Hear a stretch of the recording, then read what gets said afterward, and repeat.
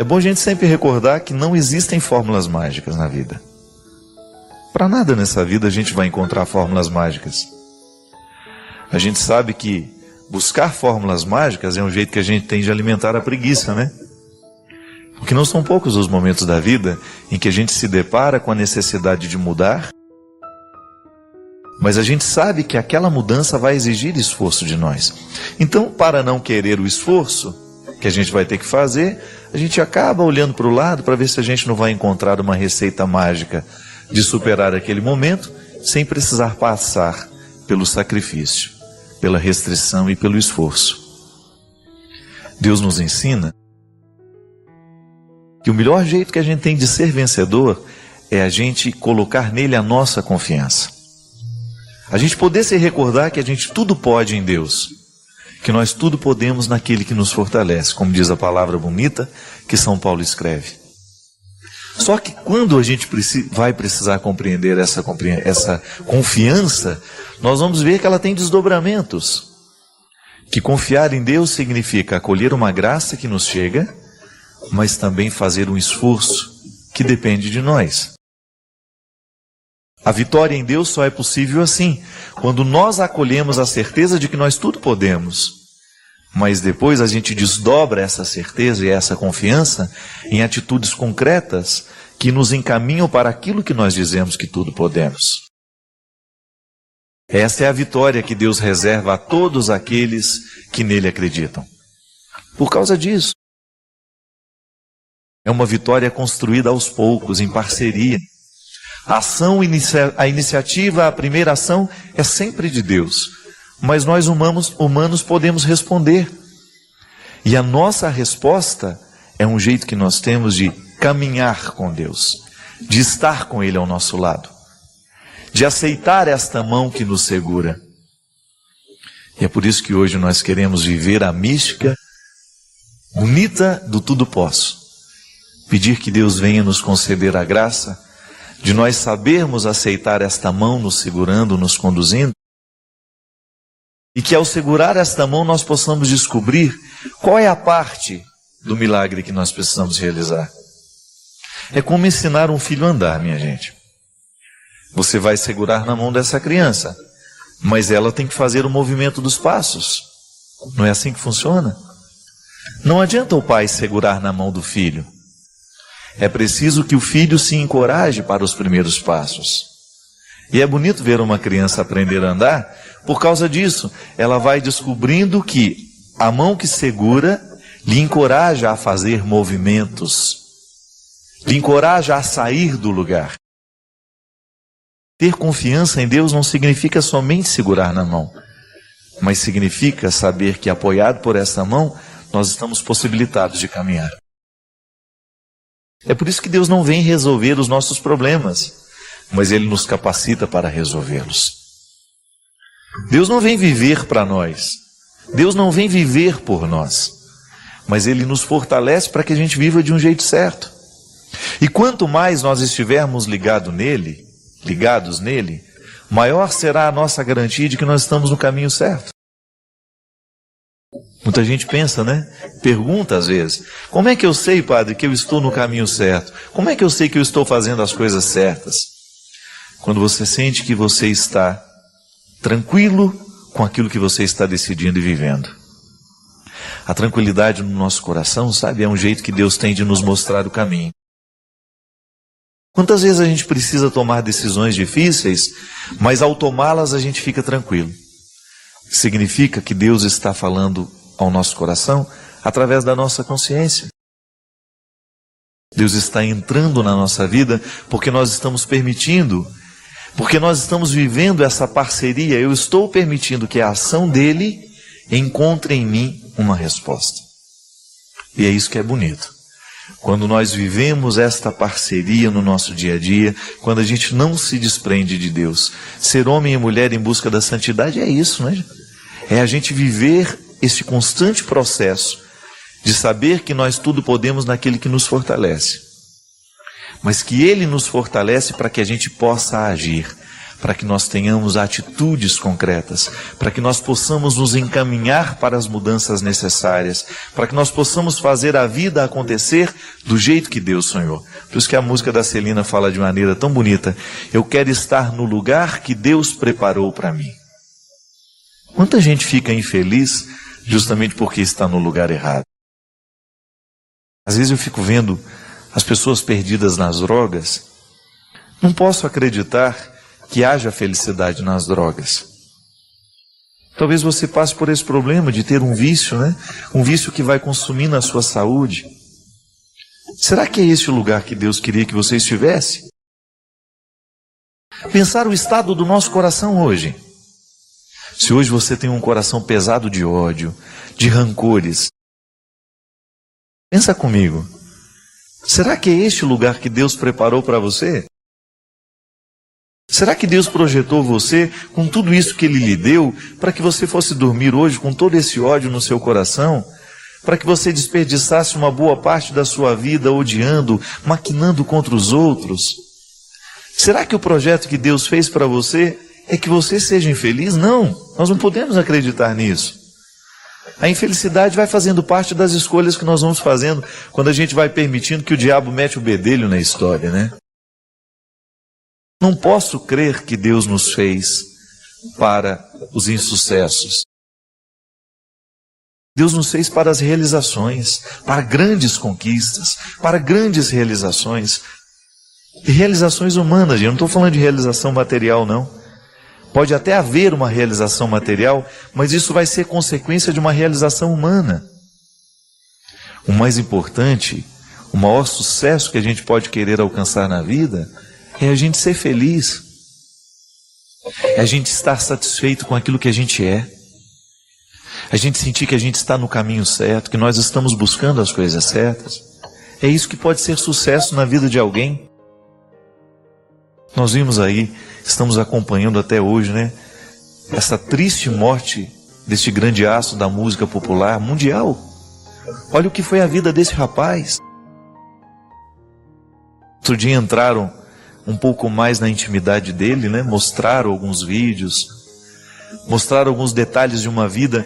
Quem vê por fora, né? Deve ser maravilhoso ser o Michael Jackson, né? A gente podia pensar, eu lembro quando eu era adolescente, quantas vezes eu também ficava vendo aquela história iluminada, né?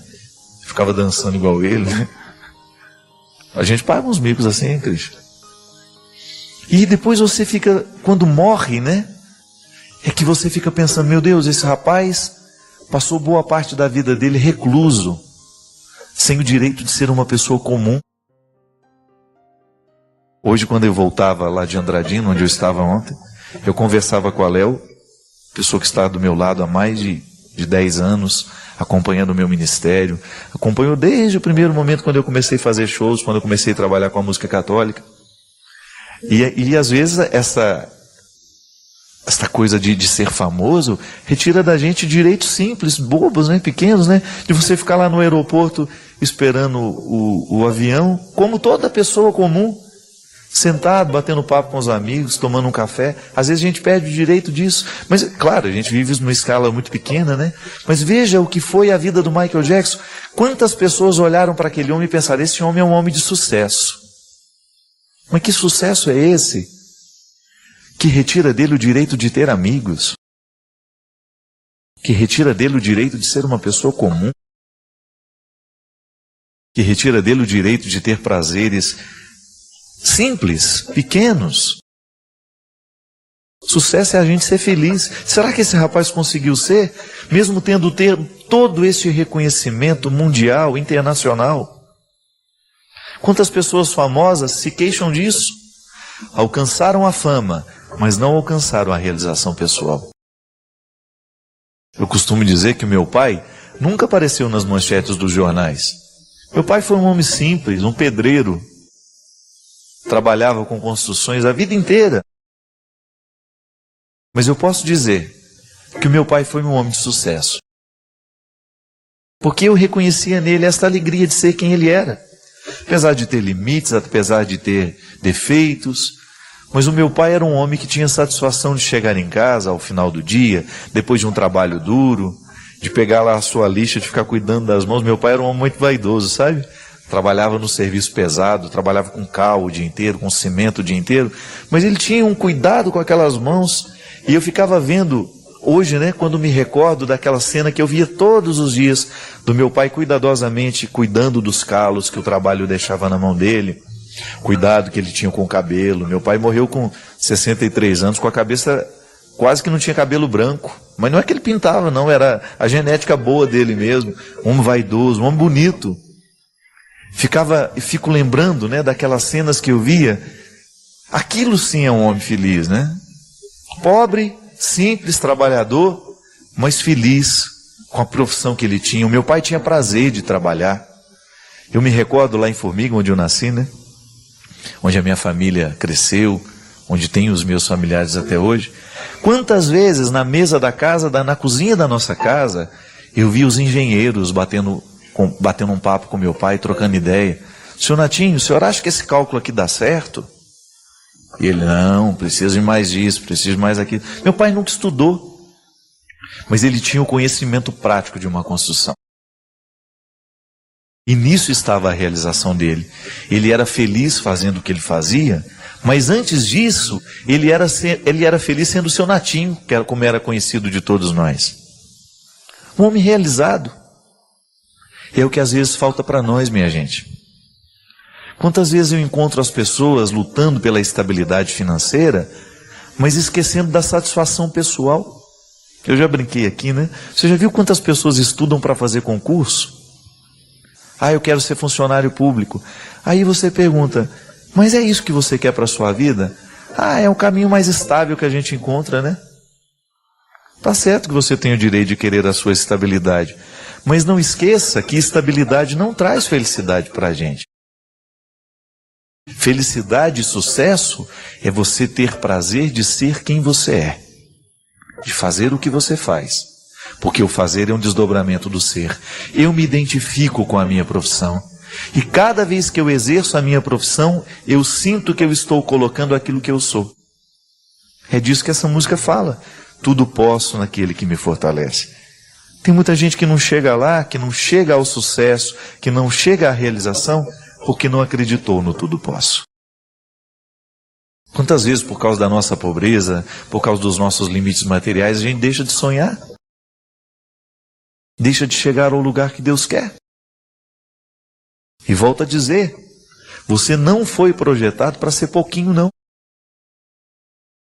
Deus lhe projetou para ser muita coisa. E volto a dizer, do ponto de vista humano, ser um ser humano grande, um ser humano que faz diferença na vida.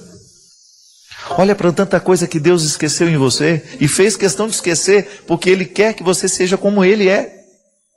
Dons, talentos, possibilidades, coisas bonitas, lhe emprestou uma alma maravilhosa, lhe concedeu, lhe deu de presente. Agora, o que você está fazendo com tudo isso? Quantas vezes, minha gente, eu me pego desperdiçando o que Deus me deu com bobagens, com mesquinharias? Quantas vezes eu me pego usando a inteligência que Deus me deu para pensar coisas idiotas que não agregam o mundo, ou para ter, quando eu percebo que Deus me deu uma sensibilidade grande, e que eu exerço essa sensibilidade para as coisas ruins? Quando eu me angustio com o que falo, quando eu fico decepcionado comigo mesmo, quando eu fico decepcionado com os outros, quando eu permito que o ódio cresça dentro de mim, eu perco a oportunidade de usar a minha sensibilidade de um jeito certo. Aí eu nada posso, porque eu me limito. Eu deixo de poder para ser ainda mais limitado do que eu já sou. Pode observar na vida. Ou nós vamos potencializar o que Deus nos deu, ou nós vamos diminuir isso com o jeito que a gente vai vivendo. Sentimentos nobres você alimenta ou não? Sentimentos mesquinhos você alimenta ou não? Tudo passa pela nossa escolha. E à medida que a gente escolhe o sentimento que vai nos nortear, o sonho que vai nos nortear, nós estamos de alguma forma determinando aquilo que Deus vai conseguir com a gente ou não.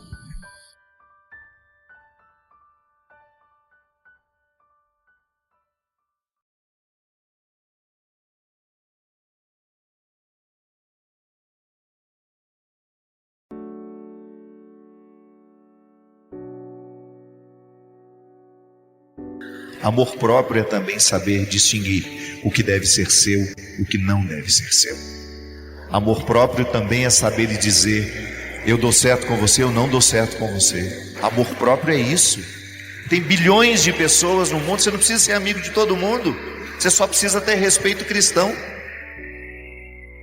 Amor próprio significa você ter coragem de identificar: só fica na sua vida quem quiser o melhor de você, quem motivar o melhor de você.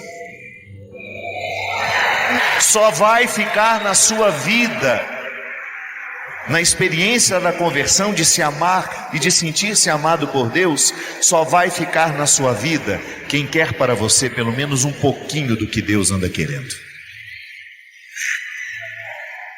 Se você identificou se o que o outro só está trazendo diabólico, põe para correr.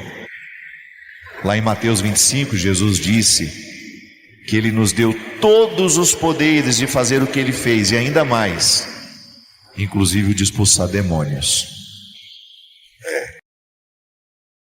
Que às vezes você vem para o meu lado e fala: ô padre, vai lá em casa fazer uma oração de exorcismo por mim. Faço, não tem nenhum problema. Mas aí eu raciocino: você cria o capeta, põe comida na boca do capeta diariamente, e eu que tenho que ir lá expulsar. Sabe qual é o melhor exorcismo que está na autoridade que Deus nos deu? Mudança de atitude. Quer expulsar o diabo? Fecha a porta por onde ele entra. Que conversinha mole é essa? Que conversinha mole é essa? De fazer uma oração de exorcismo e não mudar a atitude por onde ele entra. Que conversinha mole é esse? Que cristianismo molenga é esse? Que não te dá a autoridade de descobrir por onde o diabo entra na sua vida, por onde ele está fazendo o acampamento, quais são os territórios da sua personalidade que são frágeis para que o diabo tenha oportunidade. Fecha essa porta, em nome de Jesus. É o poder que você tem. Isso é amor próprio. É você não permitir que o diabo faça acampamento na sua casa. Usar da autoridade dos mundos sacerdotais, régio, profético que Jesus deixou em nós, no nosso batismo. Cadê a força do batismo em nós? Não podemos viver convivendo com o que é diabólico e achando isso normal. Não. O meu cristianismo precisa mostrar diariamente por onde o diabo entra na minha vida. Aí sim, isso é sentir-se amado por Deus.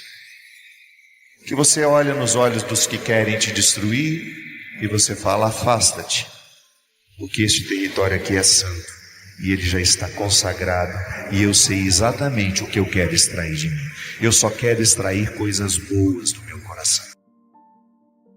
Diga comigo: eu sou uma fábrica de sentimentos.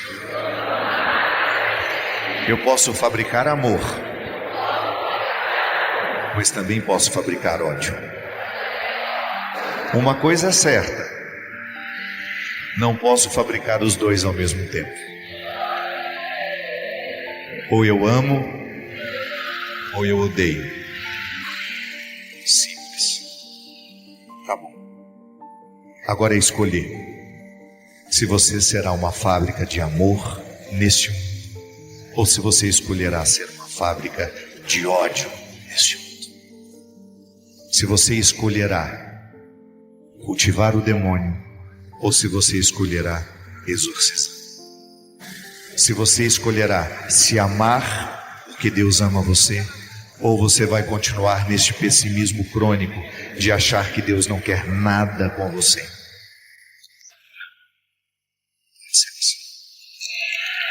Ame agora, perdoe agora, porque essa vida é trem-bala, parceiro. Quando a gente menos imagina, já está na hora da gente se despedir. E daqui só vamos levar o que amamos. Aqui só vamos deixar o que amamos. Sabe quando é que nós vamos ser esquecidos? quando a nossa história ficará maravilhosamente esquecida, que é bom também isso. Ser aquele defunto sempre lembrado, nossa, que cansaço. Quando é que a gente cai, se dilui no esquecimento? Quando morrer a última pessoa que nos amou. Quando morrer a última pessoa que nos amou, nós entraremos no esquecimento.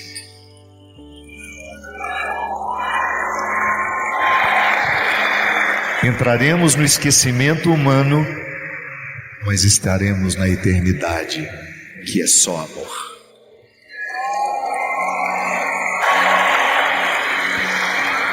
Por isso, não perca a oportunidade de ser com quem você ama. Não espere datas festivas para comemorar. Não retire aquela louça bonita que você tem só quando chega uma visita importante, não.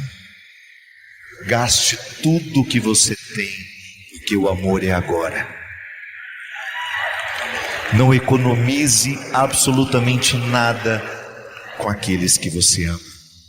Dê todo o seu tempo, que é a maior riqueza que você pode oferecer a alguém. Um dia, o primeiro gesto de solidariedade que nós tivemos na vida foi a gente ser capaz de dividir o que a gente tinha. E é lindo já. Mas depois, a solidariedade exige uma evolução a mais. E você foi convidada a oferecer não o que você tinha, mas quem você é. Aí sim, nós estamos fazendo o gesto de solidariedade mais bonito que o ser humano é capaz, que é você estar, ser com quem você ama. Segura teu filho no colo, sorri e abraça teus pais, enquanto estão aqui. Que a vida é trimala, parceiro, e a gente é só passageiro, prestes a partir.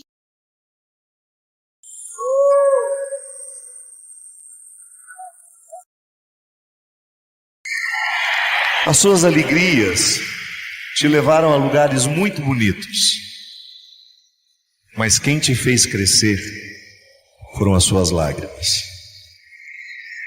Quem te fez crescer, quem te fez ter o sorriso que você tem hoje sem medo de errar, foram as suas lágrimas. Só Deus sabe o que vocês passaram para estarem aqui hoje. Só Deus sabe as batalhas que nós precisamos travar para a gente ter o direito de sorrir hoje. O nosso grito de vitória nunca foi tão forte. É a vitória sobre a morte, minha gente. É a vitória sobre a tristeza. É a vitória sobre tudo aquilo que nos amargurou tanto. Você está aqui hoje. Você escolheu estar aqui hoje, fortalecer os poderes de Cristo em você. É isso. Fortalecer os poderes de Cristo em você. É isso que você veio fazer. Você veio declarar a vitória de Deus sobre a sua vida e pegar aqui uma porção redobrada de coragem, porque a vida espera por nós. E nós precisamos estar no nosso lugar. Quando a vida nos convidar a sofrer, quando a vida nos convidar a sorrir, nós estaremos prontos para ela. Porque o cristianismo não é outra coisa senão um espírito de prontidão. Prontidão. Quando eu precisei sepultar a minha mãe, eu vivi uma das cenas que certamente eu nunca mais na minha vida eu vou me esquecer. O carro que me levou até o cemitério parou um pouco adiante e bem na porta do cemitério estava parado o carro funerário onde estava minha mãe. E quando eu olhei para trás, minha gente, aquela porta aberta, eu vi a urna onde a minha mãe estava. eu não iria poder vê-la. Naquela época, nós estávamos proibidos dos ritos da despedida. E eu me lembro que eu estava sentado no carro e uma desolação tão grande tomou conta de mim, que era como se eu não tivesse força nas minhas pernas para sair daquele carro e andar na direção da minha mãe. E eu estava no carro com a Tânia e o Bob, que é o esposo dela, que tinha sepultado a mãe, acho que há 1 ano atrás. Ele segurou na minha mão e falou assim: meu irmão, é a hora mais difícil, mas você precisa viver. Eu juro para vocês que eu gostaria de fugir. Se eu pudesse fugir daquele momento, eu fugiria. Eu não queria estar naquele lugar. Mas naquela hora, a fala do Bob me fez me lembrar o que eu estou dizendo para vocês aqui hoje. Eu nunca vi a minha mãe, nas 2 oportunidades que ela teve de sepultar filhas, pedir um remédio para entorpecer a mente porque ela não estava dando conta.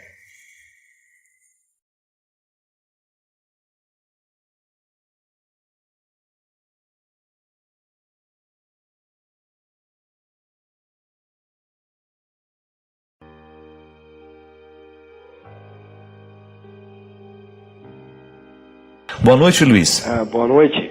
Tudo bem, meu querido? Tudo bem. Prazer ter você aqui com a gente, viu? Obrigado. Pois não? Porque eu gostaria de... Eu sempre assisto o programa, né? Eu sou do interior de São Paulo, né? São Paulo, de São Paulo, né? De Rio Claro. E eu tive problema, né? Com bebida, tudo, né? E faz 1 ano e pouco que eu parei de beber, né? Tô indo em grupo, tudo, mas pra mim tá sendo difícil, sabe? Porque tô indo em grupo, tudo, entendeu? Tô indo em igreja, tudo, entendeu? Mas só que parece que assim, não tô tendo assim, sabe, amigos, essas coisas, tá sendo difícil, entendeu? Ô Luiz, os seus amigos que você tinha, eles eram os amigos da bebedeira lá da vida antiga ou não? Oi? Os amigos que você tinha antes, né? Porque agora você se sente mais sozinho, não é isso? Os amigos que você tinha antes eram os amigos com quem você bebia? Era? Sim. E agora tem que conquistar outros novos agora, meu amigo. É interessante porque às vezes a nossa vida, ela tem que se dividir em etapas, né? Antes de fazer o esforço, digamos você, está fazendo aí o seu esforço para parar de beber. E parabéns, viu, meu filho? A opção por parar de beber, a opção por cortar um vício na nossa vida, é uma demonstração de maturidade. E digo mais, é uma demonstração de autoestima. Eu me amo, eu não vou me julgar fora. E o vício é muitas vezes uma oportunidade em que eu estou me julgando fora aos poucos. Luiz, os amigos do passado pode ser que não compreendam a sua opção agora. Então, meu amigo, está na hora, quem sabe, de virar a página com tudo, né? Arrumar novos amigos, de repente o seu próprio grupo que está se recuperando com você é um novo grupo de amigos que você pode ter. Comece a fazer alguma coisa para trazer essas pessoas para perto de você. E às vezes as nossas opções de mudança, elas só podem vir a se tornarem uma realidade, né? Só se concretizam como coisas boas na nossa vida e a gente dar conta daquilo que a gente se propôs, se a gente estiver bem assessorado. Essa oportunidade bonita que hoje você tem de estabelecer novos laços. E vou lhe dizer uma coisa, Luiz. Os melhores amigos que nós podemos ter na vida são aqueles que estão do nosso lado lutando para a gente ser melhor. De repente, eu não sei se você tem esposa, se você tem filho, mas eu tenho certeza que você tem pai, que você tem mãe, que você tem irmãos. Estas são as pessoas de quem você precisa se aproximar nessa hora. Que às vezes o seu conceito de amigo está errado. Às vezes amigo você acha que são os colegas que você tinha. E esses definitivamente nem sempre são amigos da gente. Amigo que fica vendo a gente mergulhar no vício e não faz nada por nós, isso não é amigo não. Amigo que vai para balada e faz questão de lhe ver embriagado, que faz questão de lhe ver dopado e depois fica satisfeito em lhe ver nessa situação, isso não é amigo não. É amigo, é aquele que olha nos olhos e diz: olha, você não está certo não. Está precisando cuidar de você. Eu, pessoalmente, identifico os meus amigos de verdade, são esses, que olham nos meus olhos, que conhecem as minhas fraquezas e me ajudam a superar. Eles valem a pena. São as pessoas que a gente precisa ouvir. Ontem eu fiz uma experiência interessante o Padre Joãozinho esteve aqui na semana passada, ele, padre da congregação da qual eu faço parte, né? Muito embora esteja em processo de desligamento, né? Mas eu sou padre do coração de Jesus, porque não tem como tirar isso de dentro de mim. E os meus grandes amigos estão lá na congregação também. E uma das coisas bonitas que ontem eu pude viver, né? A gente saiu para jantar e a gente ficou até mais de meia-noite conversando, batendo papo. E naquela experiência de ver o Joãozinho preocupado com a minha vida, sabe? De vê-lo interessado com as minhas questões, né? De vê-lo interessado com aquilo que é próprio da minha vida hoje, das mudanças que aconteceram, essa coisa toda nova que se abre diante de mim, e de vê-lo com uma palavra de sabedoria. Fábio, procura fazer assim, procura dar atenção a isso, procura dar atenção àquilo. A mesma experiência que eu tive, que eu contei do Padre Zezinho, num telefonema dele. Quando você descobre que alguém está verdadeiramente interessado, e o mais bonito, gente, compromissado. Não é só interesse de querer saber como é que vai e de querer jogar uma crítica em cima, mas compromissado com a sua felicidade. Ao longo dessa semana você não tem ideia de como Deus foi concreto na minha vida através de manifestações carinhosas de pessoas que me escreveram, que disseram, sabe, padre, olha para frente, olha para o seu ministério, lembra que você é padre. Então, Luiz, quando é que a gente reconhece os verdadeiros amigos? Os que estão comprometidos com o seu projeto maior. Pode ter certeza disso, meu filho, que você vai identificar as pessoas que são essenciais na sua vida a partir disso. São aquelas que não deixam você esquecer do seu bom propósito. Olha, fica firme porque você está se libertando do álcool. Então não vá criar situações em que você pode ser fraco. Fortaleça-se. Jesus dizia isso o tempo todo. Fortalecei-vos para o combate. A palavra de Deus nos ensina isso o tempo todo. A vida, minha gente, toda vez que nós queremos ser melhores, nós vamos ter que estabelecer uma luta, travar uma luta. Não chove felicidade na horta de ninguém. Deus não prometeu que seria assim. E da mesma maneira como nós não podemos criar essa ilusão dentro de nós que a perdição vem da noite para o dia, não. Nós vamos nos perdendo aos poucos. É uma coisa que vai minando aqui, uma coisa que vai minando ali. Eu tenho uma evangélica, eu até falei dela no meu blog. Ela não queria nunca que eu falasse dela na televisão, mas eu vou falar. O nome dela é Maria Josefina. Uma mulher de uma sabedoria. Toda vez que chega um e-mail dela para mim, e que eu termino de ler, às vezes nem é direto para mim, são e-mails que ela manda, ela é uma mulher muito inteligente, muito capacitada. E escutar, eu nunca ouvi a voz dela, nunca vi o rosto dela, mas a palavra dela é uma voz tão profética na minha vida, eu confesso para você, que para mim aquilo significa uma forma de oração. É como se eu estivesse em contato com a palavra de Deus, sabe por quê? É uma palavra que fere, ela não fica me adulando, mas ela está comprometida com a minha felicidade. O que ela fere, eu sei que é para curar. Uma vez eu me recordo de uma palavra dela para mim no final do ano. Cuidado, você está se perdendo dentro das suas possibilidades. Você está esquecendo que você é padre. Você está esquecendo qual que é o motivo de você ter ficado conhecido. Cuidado para isso não acontecer. Isso pode acontecer em pequenas coisas. E eu abri os meus olhos e comecei a perceber a verdade. Eu tenho a obrigação de me recordar o tempo todo o que me fez ficar conhecido. Quem me conhece, me conheceu por quê? Porque eu sou padre, minha gente.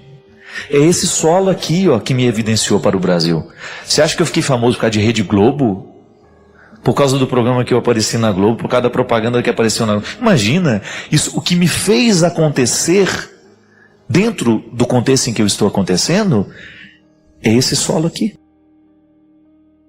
É a minha experiência de padre que me evidencia. O povo quer meu coração de padre, muito embora, e aliás, minha gente, com toda a sinceridade de tudo que às vezes sai sobre mim, sabe o que mais me fere, que mais me machuca? É o desrespeito com o meu público. Quando diz e joga todo mundo dentro de um mesmo saco, que o público que vai ao meu show, que vai aos meus eventos, é um bando de mulher histérica gritando que eu sou gostoso. não sabe nada. Nunca viu as mães que choram porque perderam seus filhos, os garotos drogados que deixaram de ser. Nunca sequer ouviram um testemunho de alguém que de repente foi curado de alguma depressão, porque ouviu uma palavra, porque ouviu uma música. Aí vem uma mentalidade infeliz dessa que nem sabe quem a gente é, que nos viu uma vez e que se sente no direito de dizer que vocês são um bando de desequilibrados. Não. É muito mais do que isso, meu amigo. Se você não viu o que verdadeiramente vale a pena dentro da música católica, dentro da música cristã, que o desrespeito não foi só comigo, com a música católica, com a música cristã. Venha ver as pessoas que são restauradas aqui, ou as que estão em casa agora, acreditando um pouquinho mais na vida, porque um dia ouviram a palavra do Padre Zezinho chegando através de uma música. O Padre Zezinho foi um padre moderníssimo para a sua época. Nunca vi o Padre Zezinho de klezma, mas nunca enxerguei o Padre Zezinho de outro jeito que não fosse padre. Alguém já enxergou o Padre Zezinho de outro jeito? Nunca. Posso assegurar por onde eu vou nesse Brasil afora. Ele é padre, a postura dele é de padre, a música dele é de padre, o trabalho dele é de padre, e ele lutou para ser padre e luta com todas as dificuldades, porque ele foi homem. Ele foi homem acima, na frente do tempo dele. Agora, o Padre Zezinho, com certeza, na época dele, Luiz, para ele dar conta da vida dele, ele precisou de amigos. É a sua luta agora, meu amigo, não é diferente. Nós somos todos iguais nessa luta. Eu tenho que me cercar de amigos que me lembram quem eu sou, que não me deixam desanimar quando invento, quando dizem verdades, quando inventam, quando fazem luzes no cabelo da gente que a gente nunca teve, põe dourados no cabelo da gente. Eu nunca vi uma coisa mais diabólica nisso, gente. Você pegar uma fotografia de uma pessoa e desenhar raios dourados, né? Você me vê aqui toda semana, se alguma vez você viu isso em mim, eu estou louco. Mas é a vida, meu amigo. Luiz, a beleza de toda luta está em você reconhecer. Porque a dificuldade que o outro também lhe apresenta, lhe serve para crescer. Então tá bom. Eu vejo a luta e encaro. Não, o meu inimigo também me ajuda. O meu inimigo também me ensina a ser melhor. Você tira o que é desrespeito, o que é mentira para o lado e pega a boa crítica, aquilo que verdadeiramente pode nos colocar na verdade. Pronto, valeu. Então a amizade, Luiz, ela é fundamental para nós suportarmos as dificuldades da vida. E sobretudo para fazer isso que eu estou falando, para a gente lembrar quem a gente é. Recorde-se, você é um homem que quer ser feliz. Só dê atenção em quem estiver junto com você, lhe ajudando a ser também, a fazer esse projeto dar certo. Caso contrário, meu amigo, você vai desistir antes da hora. E nós não queremos, nós queremos que o seu projeto dê certo. Cada vez mais eu me convenço, minha gente, que religião tem que significar para nós alívio do peso da existência. Nós não podemos mais admitir que a gente tenha que viver uma religião que seja fruto de obrigações cumpridas. Mesmo porque cumprir obrigações não salva a gente de nada, não é verdade? O bom mesmo da religião é quando a gente percebe que o discurso tem o poder de modificar o nosso jeito como nós interpretamos a nossa vida. Cada vez que a força do discurso religioso tem o poder de modificar o jeito como nós olhamos para o mundo, o jeito como nós olhamos para as pessoas, o jeito como nós olhamos para nós mesmos, cada vez que a força do discurso religioso tem esse poder, Deus ganha no mundo. E a gente sabe que há uma promessa de Jesus, uma das mais bonitas talvez. Ele olha para as pessoas e diz assim naquele tempo: vinde a mim, todos vós que estáis pesados, todos vós que estão aí na luta com pesados fardos sobre as costas, todos vós que estão cansados, todos vós que estão na luta, todos vós que estão insatisfeitos, pesados, que eu vos aliviarei.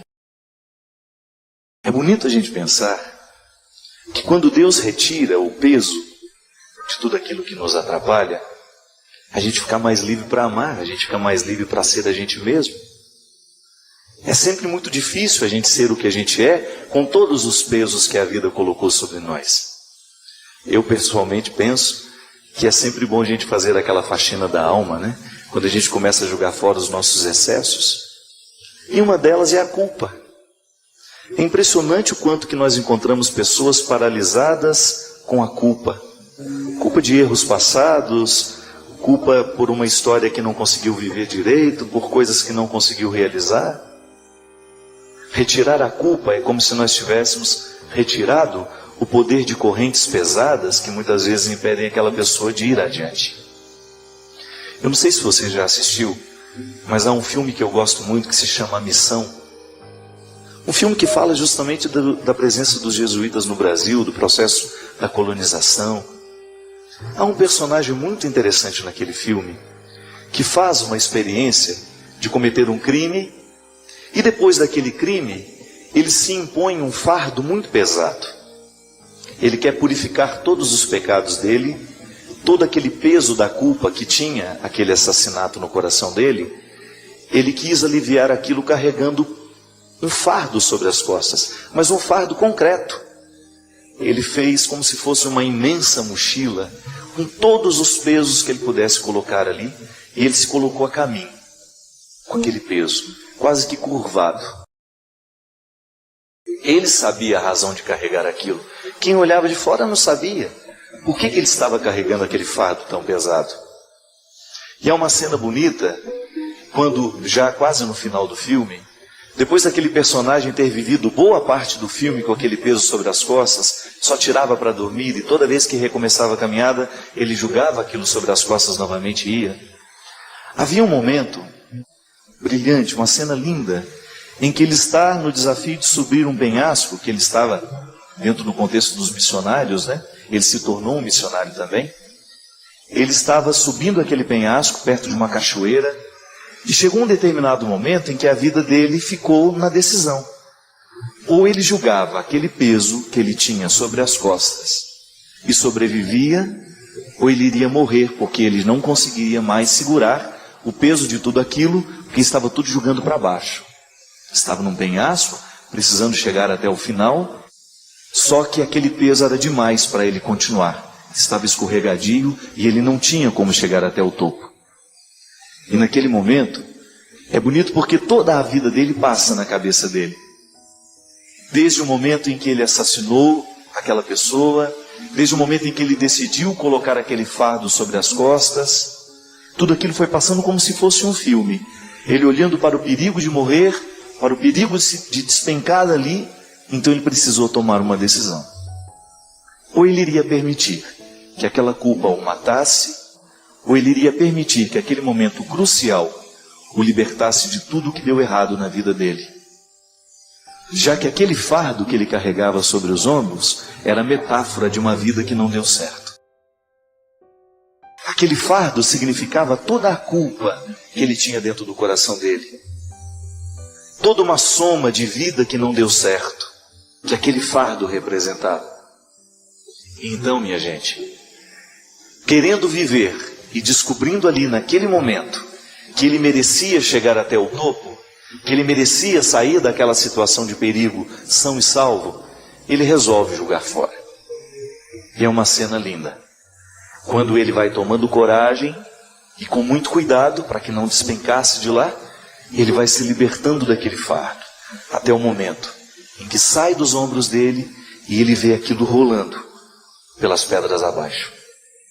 Naquele momento, ele se segura na pedra e chora como uma criança. Chora muito. Chora por razões que nós desconhecemos.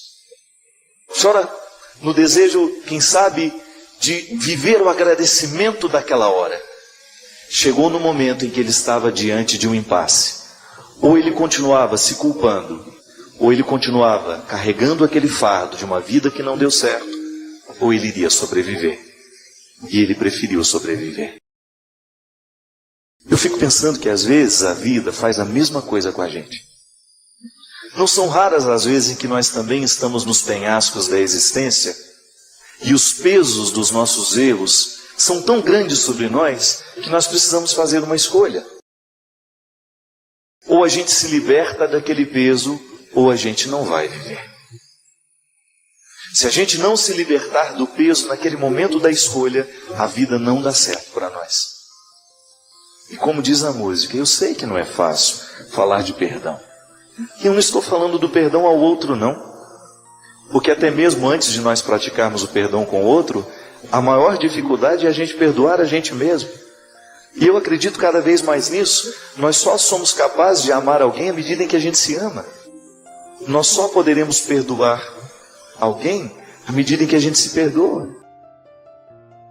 Nós só poderemos continuar subindo o morro da vida, essa subida íngreme que chama viver, à medida em que a gente joga os pesos do dia a dia fora.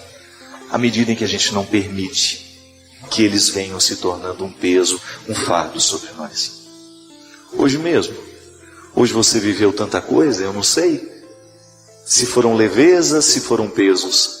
Agora você pode escolher o que você permite que fique dentro de você. É sempre bom a gente se reconciliar com aquilo que não deu certo da vida. Carregar inimigos é a mesma coisa. É você colocar gente pesada sobre você. Quando a gente não perdoa, a gente carrega os inimigos sobre os ombros. A coisa mais difícil que tem é você carregar o peso de uma inimizade sobre os ombros. Você já percebeu o quanto que as nossas inimizades nos limitam? Se você entra dentro de um ambiente, se está cheio de amigo, mas se ali dentro tem um inimigo, você já perde a espontaneidade.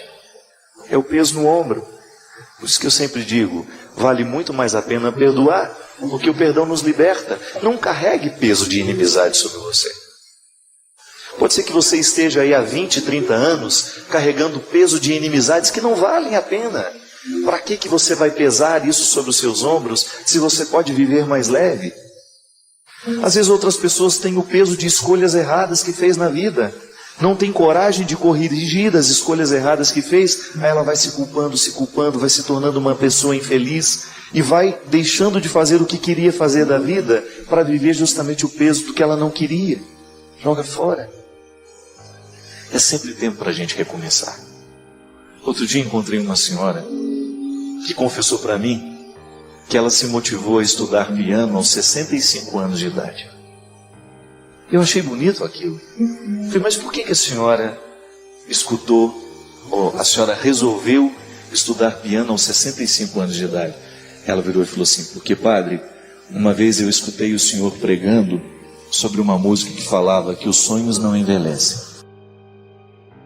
Aquela música do Clube da Esquina, dos mineiros lá de Belo Horizonte, né? Porque se chamavam moços, também se chamavam sonhos, e sonhos não envelhecem. Até coloquei uma história, que também é a partir dessa música, no meu novo livro. Aquela senhora aos 65 anos de idade, descobriu que ela ainda podia aprender alguma coisa na vida. E ela disse para mim que uma das maiores infelicidades que ela carregava na vida era justamente não ter estudado música. E ela tinha uma habilidade tão natural que aos 65 anos de idade, ela começou a estudar piano. E uma excelente aluna. Veja bem, às vezes a pessoa passa uma vida inteira carregando um desejo como um peso. Mas de repente aquele desejo, quando colocado em prática, ele vira leveza. Pode ter certeza que essa senhora vai envelhecer ainda com qualidade ainda maior. Porque ela jogou um peso e assumiu uma leveza. É o que a gente precisa fazer, minha gente. Julgar os pesos das nossas culpas, da nossa vida que não deu certo, e a gente recomeçar. E começar com leveza. É muito bom a gente andar leve. Eu me lembro que a primeira vez que eu tive a oportunidade de sair do Brasil, fui para a França, eu levei tanta mala, que eu fiquei igual um cachorro amarrado nas malas. Às vezes estava numa estação de trem linda, eu não podia sair do lugar, gente. Amarrado na bendita da mala. Eram muitas. Hoje é diferente. Quando eu viajo, eu sei que eu preciso ir mais leve. Porque quando eu viajo mais leve, com menos bagagem, eu tenho mais oportunidade de ver as coisas bonitas que a viagem me proporciona. Às vezes a gente põe muito peso na mala e depois aquela mala se torna um empecilho que nem a gente dá conta de carregar. A mesma coisa nós fazemos com a vida. Às vezes nós colocamos coisas demais e coisas pesadas. E por isso que às vezes a nossa vida é tão sem graça, tão sem qualidade.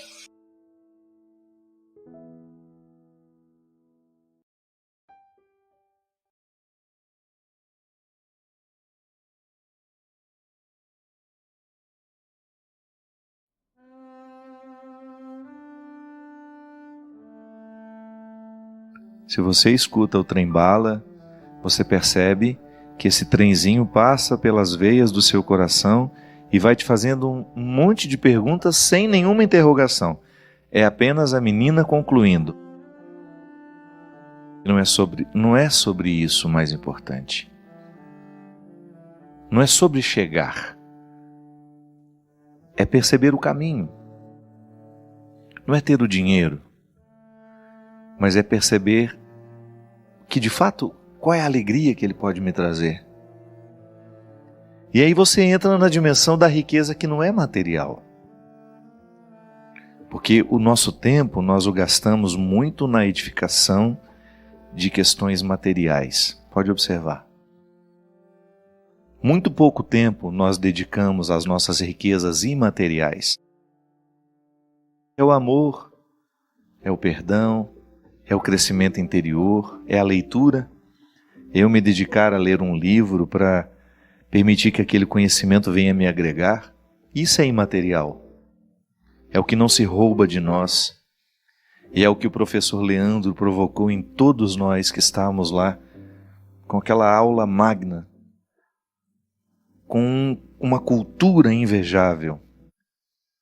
Sabe, uma capacidade de buscar os autores, de falar sobre eles, de trazê-los para a dinâmica do que ele estava nos propondo refletir. Isso é imaterial. Quando uma pessoa abre a boca, ela começa a demonstrar o que o imaterial que a enriqueceu. O conhecimento, a sabedoria que nos chega somente quando nós estudamos.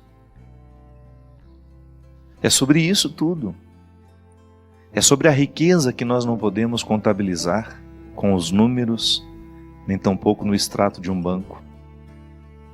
É um investimento que não será contado matematicamente, mas que poderá ser percebido no olhar de quem está perto, no seu olhar, que é essa satisfação de estar aqui, de protagonizar a vida que você protagoniza, de ser quem você é, de amar quem você ama, de fazer o que você faz. É sobre isso. Nós precisamos começar a pensar sobre as realidades e as situações que de fato interessam, que de fato não podem ser adiadas. Às vezes nós adiamos questões tão fundamentais, tão importantes, por causa da nossa relação desordenada com o tempo. Segura teu filho no colo, abraça os teus pais enquanto estão aqui. São questões simples demais e que às vezes entram no coração da pessoa na hora certa. Volto a dizer, a nossa relação com o tempo, porque nós não a percebemos, porque nós deixamos de perceber o tempo pelo tanto de coisa que nós fazemos, pela rapidez com que a gente vai e volta. Só nessa semana, quantos 1000 quilômetros eu percorri? Sim, é bom, isso é bom. Você vai e volta numa rapidez. Mas e a gente? Como é que nós ficamos no meio dessa rapidez toda? Como é que eu percebo o que está acontecendo? Ou se eu já chego só para realizar e ir embora imediatamente, eu nem sempre vivo o que eu preciso viver ali. Porque eu já chego pensando no lugar para onde vou depois. Eu nunca estou onde deveria estar. É igual a sala de estar da Ana Hickman, né? Aquele tamanho de sala onde ninguém está, ela mesma disse. É a sala de estar onde ninguém nunca está. Às vezes nós somos assim. Às vezes nós nunca estamos onde deveríamos estar. O corpo até foi, mas eu já estou aqui planejando onde estarei daqui a pouco. Ou então eu estou agindo de estar com você, falo com você a semana inteira no celular. Ai, que bom que a gente vai se encontrar. Ai, que bom que nós vamos passar uns dias juntos. Aí quando você chega, eu começo a falar com o outro.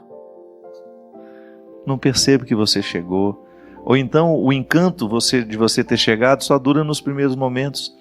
Depois eu já começo a programar encontro com outros. Ai, que bom que semana que vem estaremos juntos. E eu nunca estou com quem eu de fato estou. Nós nunca estamos onde deveríamos estar. Porque nos falta, sabe? Sei lá qual é esse defeito que nós estamos construindo. O desrespeito, né? Às vezes o outro você está falando com você, você está assim. Pode falar que eu estou te ouvindo, viu? Mentira. Não está ouvindo nada. Porque ouvir não é só aqui. O ouvir é o olhar para o outro. É ele perceber que naquele momento você está dando a ele o seu tempo. É isso que faz a gente se sentir ouvido. Da mesma forma como é isso que faz com que a palavra tenha efeito. Quando você percebe que há uma conexão entre aquele que diz e a palavra que está sendo dita. Senão a palavra é vazia, o olhar é vazio, o ouvido é vazio. É muito difícil ser inteiro nos dias de hoje, com tantos instrumentais que nos despedaçam tão facilmente. É muito difícil a gente ter uma rotina de crescimento, de empenho pessoal, de busca pessoal, se tudo sopra para nos jogar para fora, para nos tornar fúteis e superficiais. A gente volta já já com o programa de direção espiritual. É um rápido intervalo. Fica aí com a gente. Estamos de volta com o programa de direção espiritual. Muito obrigado pela sua participação. Você que nos divulga. A gente sabe que o programa se torna conhecido assim. Alguém vai dizendo para outro, né? Uma pessoa fala para outra. E assim vamos chegando a tantos corações. Muito obrigado. Minha gente, no dia 6 de abril, eu estarei em Uberlândia. Lá nós faremos um projeto novo chamado Sagrado dos Dias, que é um show que nós apresentamos. Começamos em Belo Horizonte, lá no Congresso do Padre Alexandre. Foi muito especial, é um projeto, um quarteto.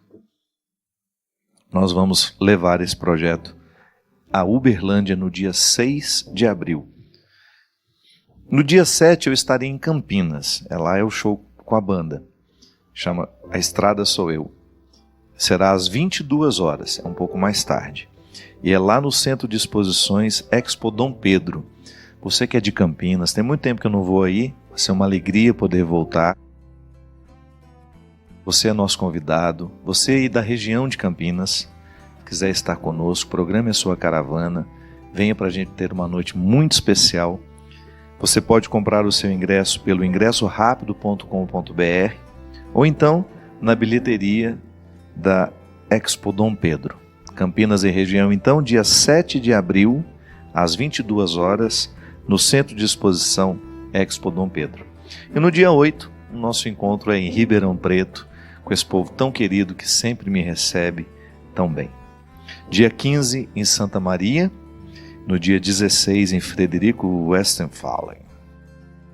Estou aprendendo a falar. Depois, no dia 22, a Festa da Misericórdia, é o final de semana.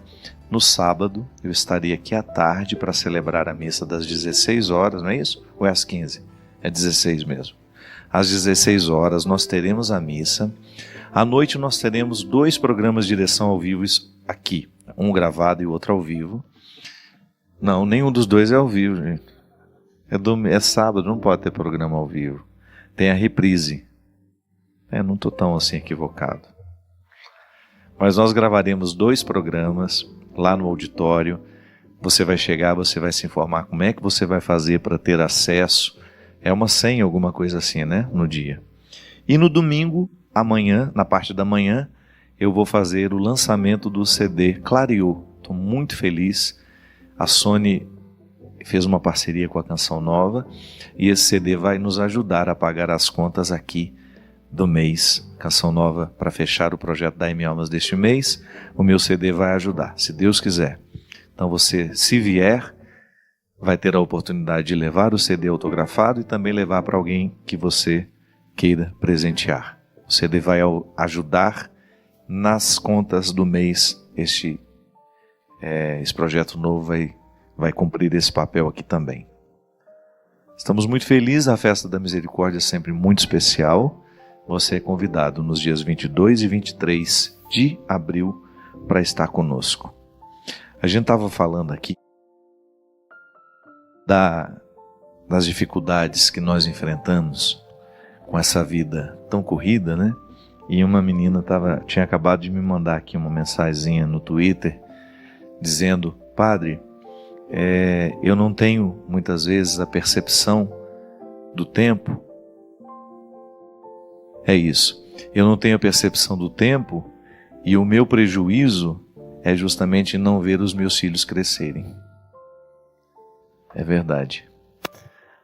E não é só ver o filho crescer, não, né? É não ver o pai no momento certo, porque há momentos em que a gente não pode estar longe. Há momentos em que a própria situação nos coloca. Mas há alguns momentos que nós temos de escolher. Eu acho que quando a vida nos coloca, ainda não é um valor. O valor é quando a gente escolhe estar. Eu não precisaria estar, mas eu vou. E é sim uma angústia muito grande, porque por causa desse ritmo de vida, nós não vamos tendo a capacidade de escolher. Nós vamos perdendo o direito de escolher. É justamente um dos pontos mais conflituosos para nós no exercício da nossa liberdade interior. É quando você deixou de ter condições de escolher. É como viver viciado.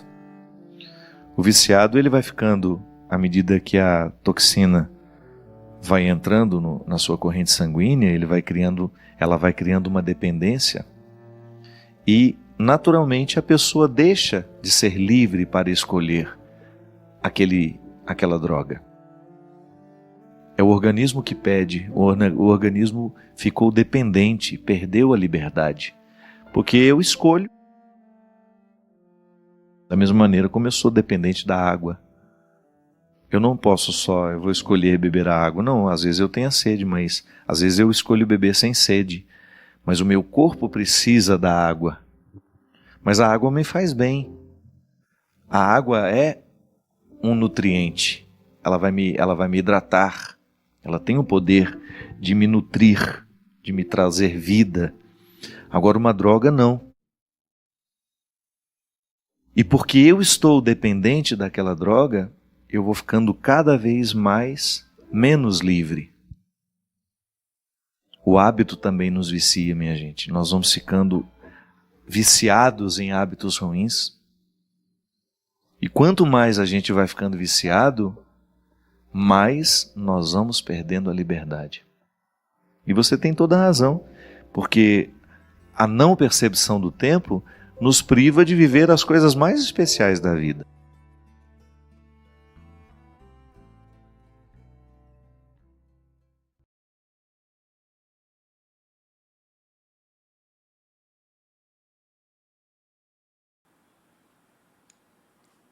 Se algo dentro de você ficou mais quieto, mais claro, ou então mais inquieto depois desse vídeo, isso já valeu. Comenta aí o que você sentiu, diga a sua cidade. Se puder, inscreva-se e envie para alguém que merece refletir isso junto com você. Esse tipo de atitude sempre gera boas discussões. Valeu? Um grande abraço e até o próximo vídeo. Tchau, tchau.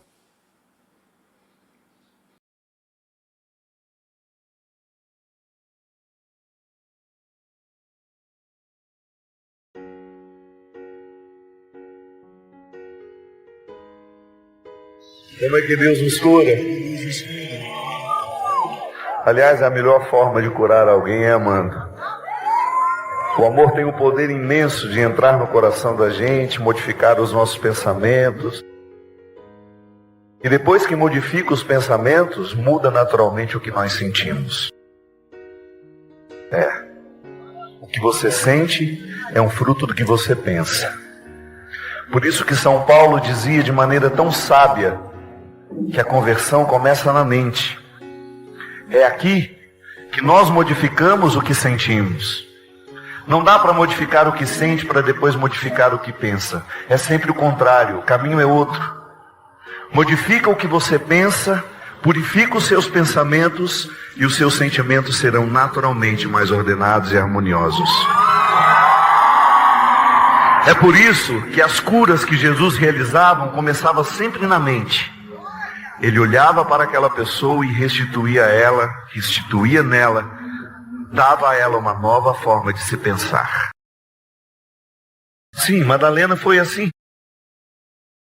Aquela mulher estava prestes a ser apedrejada porque ela se pensava de um jeito diferente. Muito diferente da maneira como ela merecia ser pensada. E naturalmente o sentimento que ela tinha por ela mesma era um sentimento de desprezo, de vergonha. E ninguém pode vencer tendo vergonha de si mesmo. Jesus precisava modificar a maneira como ela se pensava. Ela estava aceitando aquela condenação porque ela acreditava que ela era um lixo humano. Ela não merecia nada a não ser aquelas pedras. Era natural para Madalena sentir o desprezo daquele povo e aceitá-lo. Se ela pensasse, não, eu não mereço esse desprezo, aqueles que a desprezavam perderiam a força. Porque às vezes nós achamos que aquilo que nos ofende vem de fora. Sim, parte da ofensa vem daquele que lhe diz: mas é aqui que ela atinge. Se você não aceita a ofensa, ela não vai lhe machucar. É o pensamento que lhe blinda, que lhe protege de tudo aquilo que pode lhe fazer mal. Se você quiser destruir alguém, é só você colocar nela um pensamento obsessivo contra ela. É só você encher de defeitos o tempo todo. É só você menosprezar o tempo todo desde criança. E ela vai crescer assim, sem nenhum amor, sem nenhum respeito por si. É por isso que essa é a grande armadilha do diabo. Colocar um alto desprezo em cada um de nós, viciando-nos, minando a nossa vontade, retirando o nosso amor próprio, porque é assim que ele vence, nos fazendo pensar que não merecemos, que não,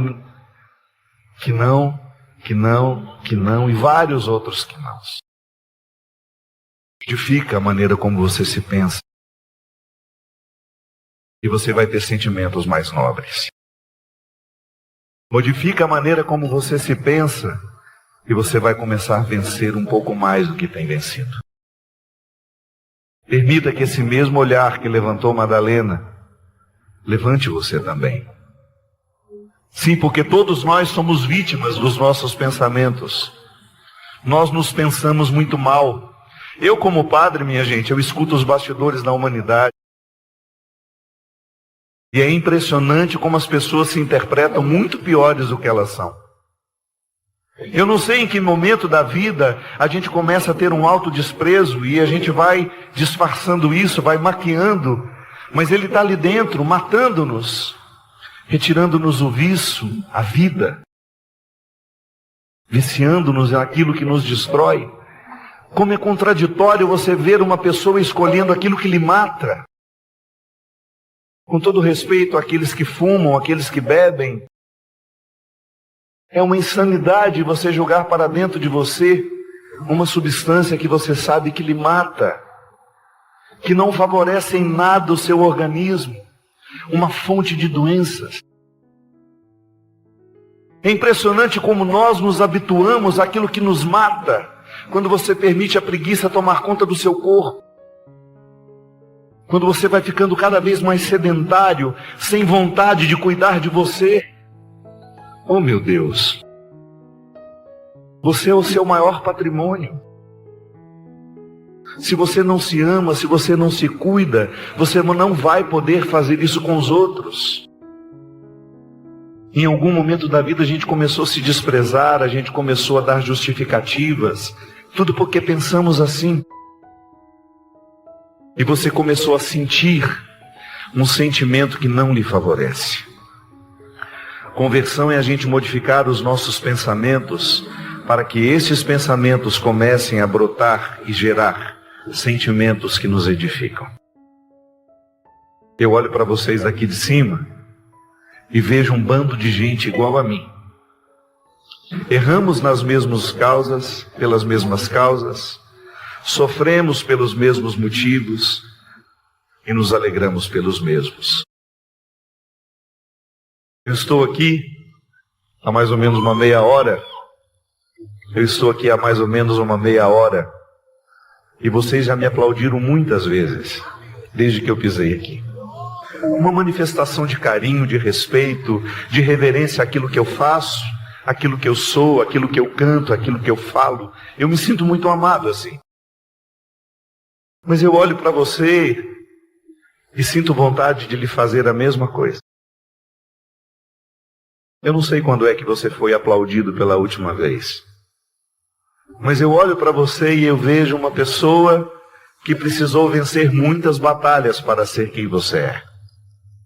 Uma pessoa que certamente foi muito traída. Uma pessoa que já sofreu muito. Que sofre com os sentimentos que tem. Que sofre porque pensa errado. Sofre porque é sozinho. Eu olho para vocês, quantas batalhas vocês passaram nessa vida, que eu não sei. Quantas noites mal dormidas, quantos amores que não deram certo, quantas traições, quantos insucessos. E você está aqui, diante de mim. Da mesma maneira como Madalena estava diante de Jesus, eu também sou Madalena, eu também tenho os mesmos pecados que ela teve. Eu também cometi os mesmos erros. E Jesus um dia olhou nos meus olhos e me fez acreditar que eu era um projeto viável, sim. Eu acredito nisso todos os dias. Você sabe por quê? Porque se eu tive acesso a Deus, não foi porque eu entrei pela porta da frente.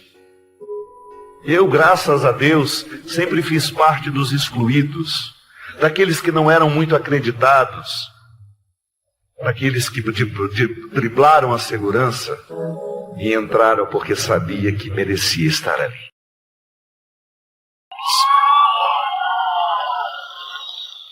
É por isso que eu me identifico com os que estão à margem, porque eu sou um deles.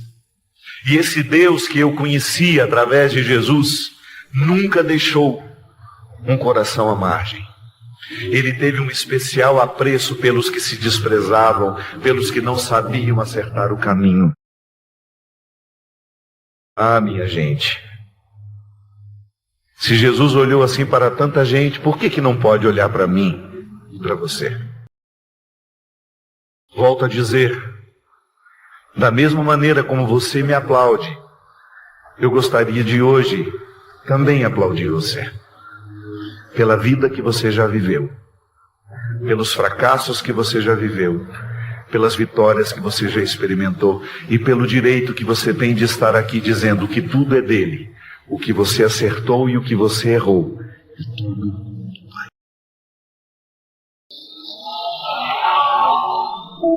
Eu não sei qual é o milagre que você precisa. Eu não sei qual é a necessidade que você tem. Mas numa coisa nós somos todos iguais nessa noite.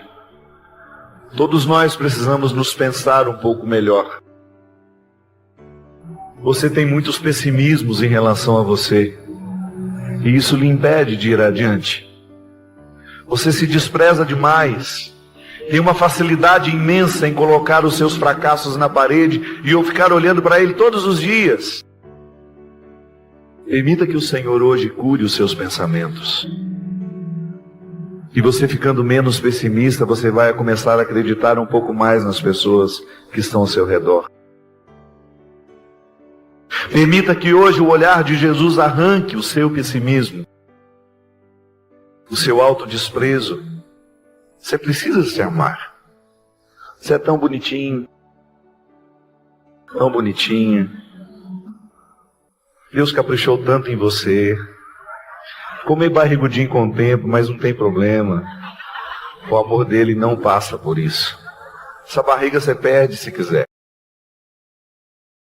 Tem jeito de perder a barriga. O problema é o caráter. É o caráter que faz a diferença em nós. Você é especial. Eu sei que você já errou muito, todos nós. Não se sinta pior. Se você pudesse ouvir as pessoas como eu escuto, você vai entender que somos todos iguais. Eu tenho 16 anos de padre, eu nunca escutei um pecado diferente. São todos iguais. É por isso que nós cristãos não podemos nunca alimentar essa bobagem que a gente é melhor que os outros. Não. Ainda agora há pouco eu estava dando uma entrevista e ele falou: padre, como é que o senhor entende um carnaval com músicas religiosas? Eu falei: meu filho, eu tenho tanto respeito pela alegria dos outros, tenho tanto respeito pela alegria verdadeira, e não me iludo. Às vezes na Marquês de Sapucaí tem gente muito mais honesta do que nas minhas sacristias. Muito mais gente cristã do que dentro da igreja. Quem sou eu para julgar a alegria do outro? Não. Não. Eu quero saber é do que eu faço com a minha vida. Isso sim me diz respeito. Lá em Belo Horizonte tinha uma plaquinha que eu achei ótima. Campanha pela vida. Cada um cuida da sua. Não é fantástico isso? A gente começar a cuidar um pouco mais da nossa vida e deixar o outro fazer as escolhas que ele está fazendo, e a gente amparar na hora que precisa, estar ao lado. Ah, você já se desprezou demais pelos erros que você cometeu. Para com isso.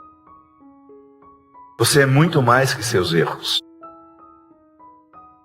Não é justo com você parar a sua vida, parar a sua capacidade de amar, porque algumas coisas não deram certo. Então permita que hoje Jesus realize esse milagre. Um milagre de carnaval. Retira a sua fantasia e lhe coloca numa realidade muito melhor que a que você viveu até agora. Você merece. Dá uma olhadinha para quem está do lado. Dá esse recadinho para ele. Fala assim: sua cara não ajuda. Seu passado lhe condena. Eu sei o que você fez no último verão, se bem que é verão o ano inteiro. Eu sei o que você fez no último inferno.